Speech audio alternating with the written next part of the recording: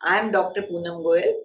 I am practicing obstetrics and gynecology for past 35 years. I work at Max Hospital and I also have my own center by the name of Panchsheel Hospital where I work. These days, it's so much in fashion to talk about women empowerment. लोग भी बात करते हैं, government भी हमारी बात करती है कि औरतों को ये करना चाहिए, औरतों को वो करना चाहिए, बिजनेस करना चाहिए, पायलट बनना चाहिए. Even they are being offered reservation in the parliament. But no one, even the public or even the government is talking about the health needs of the women. Women are having actually unique health needs which should be taken care of. I would say right from the womb. There is possibility of female feticide, though PCP and DT and many things, many laws here and there, but still you can never say that this is totally out in India. Still there is a possibility of getting SD done. Still there is a possibility of female feticide. And then once the girl is born, few of our societies, they will have female infanticide. And once she is out of these, she is born and she is in the house, then what will happen? Then there is gender bias in the family. The male child is taken care of as a royal kid and the female child is taken care of as a, as a inferior. They are thought to be inferior than the male child. She has to carry her schoolwork, and with that she has to do all the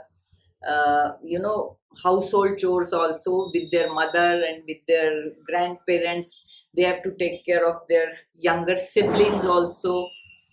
So once she comes out of that, she is now 9 years, 10 years, then she'll have menstruation, then she will have another problems like she'll become anemic, and at that time she's specifically vulnerable to sexual abuse also. And then once she gets out of that, then she grows, she'll become anemic because of her menstrual problems. So it's her specific health need of this child is there, that they should be taught about the menstrual hygiene, what is good, what is bad, what is good touch, what is bad touch. That should be taught, and that is a unique need for them. And then she grows up and she goes to college or she goes for her education. Then what happens? If she is not well versed with sexuality, with sex education has not been provided to her, then again she may become target of many problems like unwanted pregnancy, like having infections, sexually related infections also.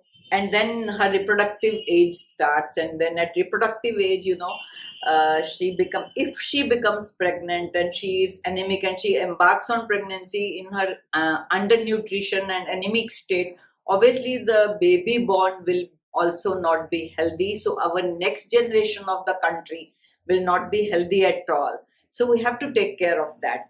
And then another thing is that once she is delivering, at that time also she may be having a problem of bleeding or PPH, or this complication can be life threatening.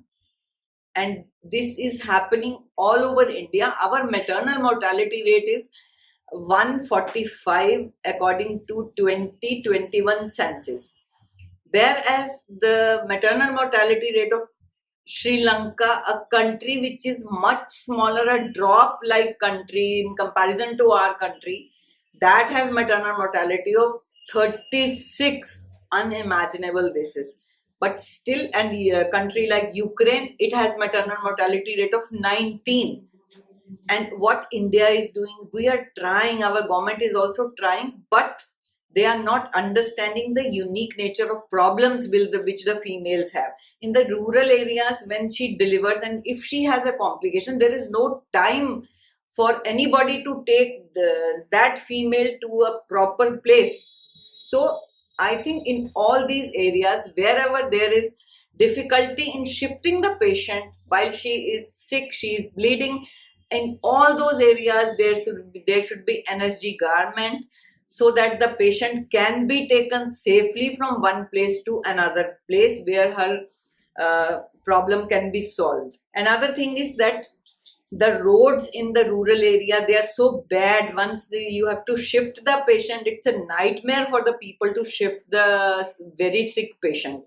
So these are the major reasons for because of which we are losing our mothers.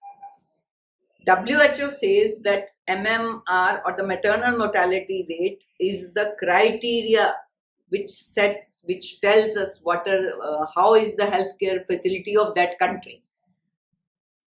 So we need to work a lot on that. And suppose she has come out of that also, then what will happen? She has to take care of the family, she has to take care of the kids, and slowly her nutrition goes low. She is anemic, she is not able to cope with her work, so she'll be having many psychological disturbances also. And a very important thing is that if we lose a mother while she is delivering, and if we have a complication like that, then the whole family is lost. All of you must have seen that if somehow there is mishap and the father is not there, the female will keep the family together. But most of the times, if it happens otherwise, the things are not like that. Then in perimenopausal age, she has bone problems, bleeding problems, and then malignancy of ovaries, malignancy of cervix, all those, they are the unique problems in the females. When we take men and we compare it with the women, if 3 men are sick, you can say that 10 women will be sick, because she has much more problems, like we just enumerated, like pregnancy related problems, like bleeding related problems, like cancer of ovaries, cancer of uterus, cancer of cervix. Whereas in men, what you have is you don't have any of these kind of problems. It's only the prostate problem, which can be dealt much easily as compared to the female cancers like ovarian cancer and cervical cancer. They are much more dreaded and much more deadly as compared to that.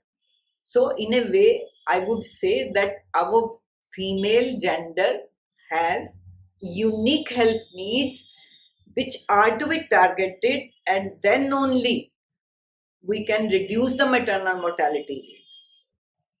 We need to provide our women respectful maternity care and respectful care while having abortion, and we need to educate our women about the sexuality, about her needs to if she is going sexually active, then she should understand that how to avoid the unwanted pregnancy and how to protect herself from infections.